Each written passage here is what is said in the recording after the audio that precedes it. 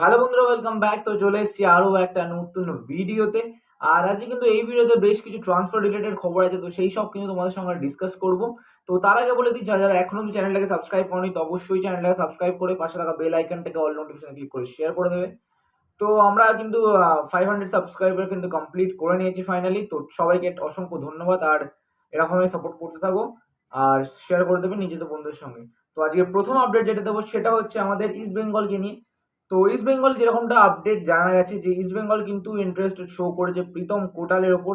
তো হ্যাঁ বন্ধু, না এই প্রাক্তন বাঙালি প্লেয়ার প্রীতম কোটালের ওপর কিন্তু নজরে আছে যেরকমটা খবর ইস্ট বেঙ্গল।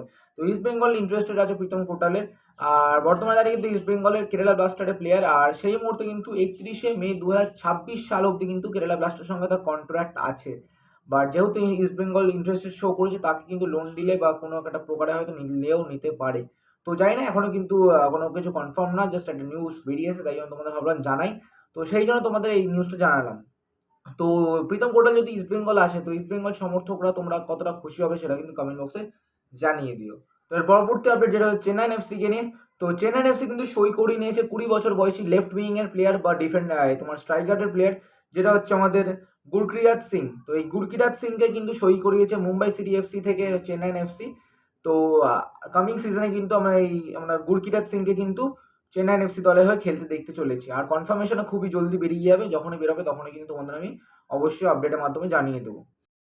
তো পরবর্তী আপডেট যেটা হচ্ছে কেরালা ব্লাস্টারকে নিয়ে। তো কেরালা ব্লাস্টারের প্রাক্তন কোচ ইভান হুগোমানোভিচকে নিয়ে। তো ইভান হুগোমানোভিচকে কিন্তু কেরালা ব্লাস্টার সিদ্ধান্ত নিয়েছে কিন্তু স্টেপ ডাউন করে নেওয়ার জন্য।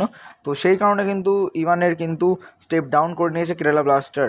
তো পরবর্তীকালে নতুন একটা কোচের সন্ধানে আছে কেরালা ব্লাস্টার। এই কারণে কিন্তু কেরালা ব্লাস্টার কিন্তু নতুন একটা রিপ্লেসমেন্ট কোচ হিসাবে খুঁজছে। আর বর্তমানে যেটা দাঁড়িয়ে শোনা যাচ্ছে যেটা হচ্ছে কেরালা ব্লাস্টার কিন্তু এই যে আমাদের এই কারেন্ট আইএসএল চলছে, তো এই আইএসএল এর কিন্তু সেমিফাইনালিস্ট যারা আছে, তো সেই টিমেরই কিন্তু কোনো একটা কোচ কিন্তু তারা টার্গেট করতে চলেছে।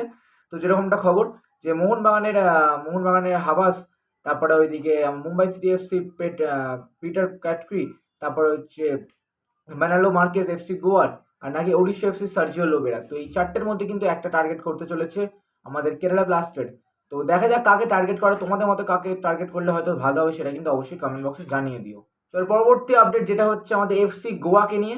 তো বর্তমানে দাঁড়িয়ে এটাই খবর যে এফসি গোয়া কিন্তু একটা অফার পাঠিয়েছে, যেটা হচ্ছে আমাদের এড্রিয়ান লুনার জন্য।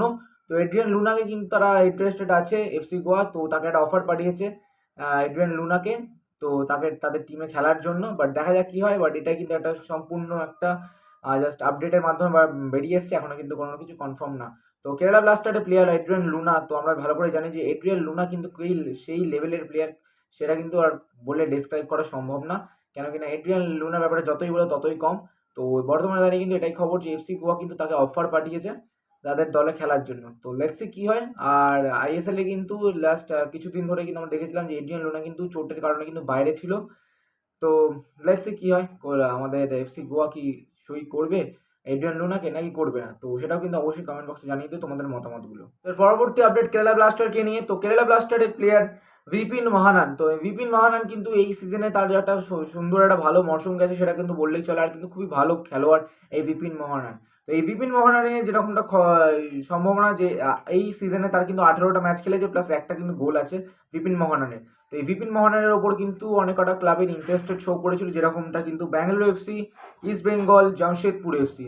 তো এই তিনটে ক্লাব কিন্তু ইন্টারেস্টেড শো করেছিল এই বিপিন মহানানের ওপর। বাট বর্তমানে দাঁড়িয়ে এটাই খবর যে কেরালা ব্লাস্টার কিন্তু তার সঙ্গে কিন্তু 2 বছরের কন্ট্রাক্ট এক্সটেনশন করে নিয়েছে। তো লেটস সি, 2 বছরের কন্ট্রাক্ট এক্সটেনশন তো করে নিয়েছে, আর কনফার্মেশনটা আসলে অবশ্যই তোমাদের জানিয়ে দেবো। বাট ইস্ট বেঙ্গল বলো বা তোমার ব্যাঙ্গালোর এফসি বা জামশেদপুর এফসি, তো এদের মধ্যে কোনো দলই কিন্তু যেতে চাইছে না আমাদের বিপিন মহানান। তো বলতেই পারো যে বিপিন মহানান কিন্তু একটা ভালো প্লেয়ার। তো যদি ওই তিনটের মধ্যে যেমন একটা ক্লাবে যেত তাহলে কিন্তু তাদের পক্ষে হয়তো একটু হলেও বেটার হতো। বাট কী করা যাবে, বাট কন্ট্রাক্ট এক্সটেনশন করে নিয়েছে বিপিন মহারানা কিন্তু অবশেষে কেরালা ব্লাস্টারে কিন্তু 2 বছর কন্ট্রাক্ট এক্সটেনশন করে নিয়েছে, এরকমটাই খবর। তো পরবর্তী আপডেট যেটা হচ্ছে মোহনবাগান দলের প্রাক্তন ডিফেন্ডার যেটা হচ্ছে আমাদের ব্র্যান্ডন হ্যামিলকে নিয়ে। তো খবর অনুসারে কিন্তু এটাই জানা যাচ্ছে যে মুম্বাই সিটি এফসি কিন্তু ইন্টারেস্টেড শো করেছে এই ব্র্যান্ডন হ্যামিলের ওপর। আর ব্র্যান্ডন হ্যামিলের কিন্তু এই মে অবধি কিন্তু তার কন্ট্রাক্ট আছে। তারপরে কিন্তু মোহনবাগান দল, আমার মনে হয় না যে মোহনবাগান দল তাকে নিয়ে আরও ভাবনা চিন্তা করবে ব্র্যান্ডন হ্যামিলকে নিয়ে। তো সুতরাং বলা যেতে পারে যদি মোহনবাগান যদি কন্ট্রাক্ট এক্সটেনশন না করে আমাদের ব্র্যান্ডন হ্যামিলের সঙ্গে, তাহলে কিন্তু মুম্বাই সিটি এফসি নিতে তার কোনো আপত্তি হয়তো হবে না, কেন কিনা কন্ট্রাক্ট তো আর থাকবে না মোহনবাগানের সঙ্গে। তো বলতেই পারো যে মোহনবাগানের প্রাক্তন ডিফেন্ডার প্লেয়ার ব্র্যান্ডন হ্যামিল সে কিন্তু চলে যেতে পারে মুম্বাই সিটি এফসিতে, মানে মুম্বাই সিটি এফসির দলে। তো লেটস সি কি হয়। তো তোমরা কারা কারা খুশি হবে বা এই বিষয়টা নিয়ে কিরকম আপডেট দেবে সেটা কিন্তু অবশ্যই কমেন্ট বক্সে জানিয়ে দেবে। তোমাদের মতামতটা কিন্তু অবশ্যই কমেন্ট বক্সে জানিয়ে দেবে এই হ্যামিলের ব্যাপারটা নিয়ে। তো আজকে লাস্ট অ্যান্ড ফাইনাল আপডেট যেটা হচ্ছে আমাদের সাউল ক্রেসপোকে নিয়ে আর হিজাজি মাহের, ইস্ট বেঙ্গলের স্টার প্লেয়ার সাউল ক্রেসপো আর হিজাজি মাহেরকে নিয়ে। তো এই দুটো প্লেয়ার কিন্তু 2 বছরের কন্ট্রাক্ট এক্সটেনশন করেছে, যেরকমটা আপডেট জানা যাচ্ছে। তো তোমরা কতটা খুশি হবে সেটা কিন্তু অবশ্যই কমেন্ট বক্সে জানিয়ে দিও। আর তোমরা যদি ইস্ট বেঙ্গল সাপোর্টার হয়ে থাকো তো অবশ্যই হ্যাশট্যাগ জয় ইস্ট বেঙ্গল লিখতে একদম ভুলো না। তো 2 বছর এক্সটেনশন, তো দেখা যাক কি হয় না হয়।